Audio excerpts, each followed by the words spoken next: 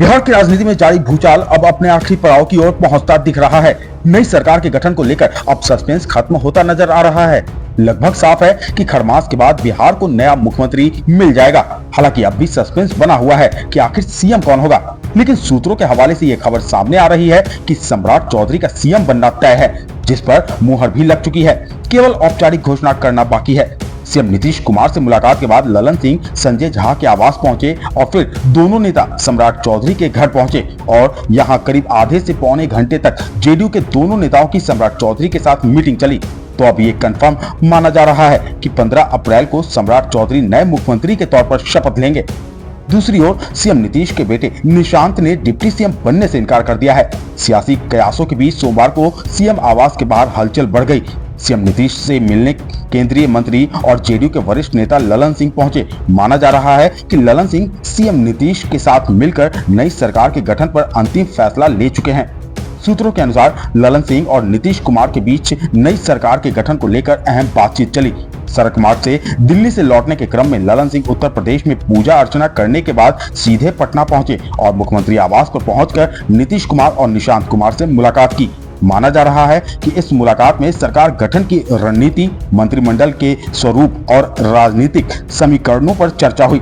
बिहार में बदलते सियासी घटनाक्रम के बीच यह बैठक काफी महत्वपूर्ण मानी जा रही है।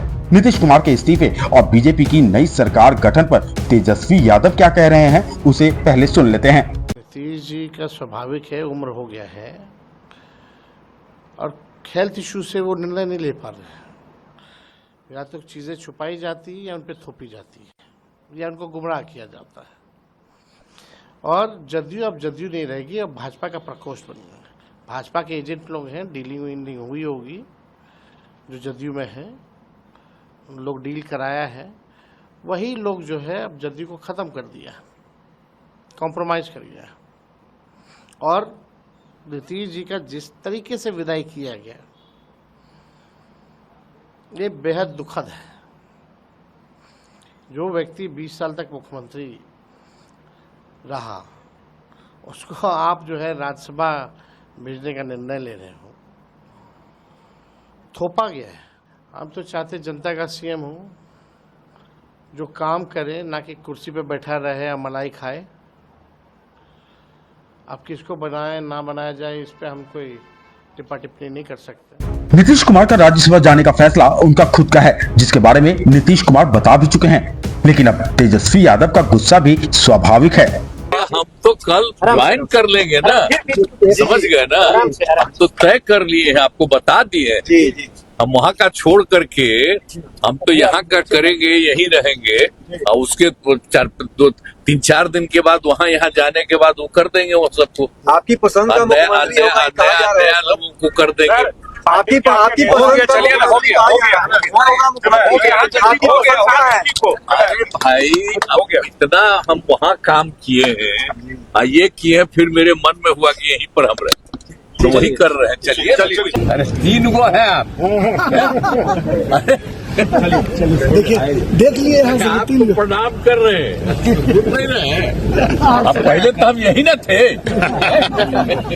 नई सरकार के गठन पर सूत्रों से मिली जानकारी के अनुसार आज सीएम हाउस में हुई बैठक में कई अहम फैसले लिए गए। कई फैसलों पर अंतिम मुहर लगी। अगले 48 घंटे में यानी 15 अप्रैल के दिन बिहार को नया सीएम मिल जाएगा।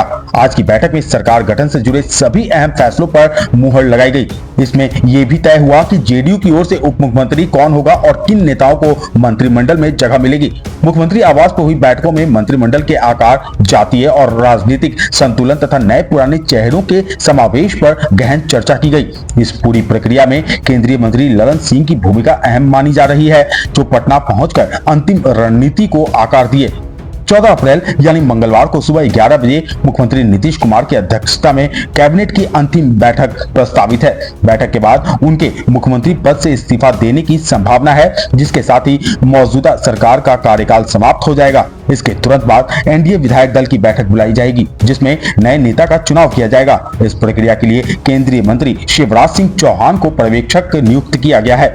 उनकी मौजूदगी में नए मुख्यमंत्री के नाम पर अंतिम मुहर लगेगी। सूत्रों के मुताबिक 15 अप्रैल को नए मुख्यमंत्री के नाम का औपचारिक ऐलान किया जा सकता है और उसी दिन शपथ ग्रहण समारोह भी आयोजित होने की संभावना है।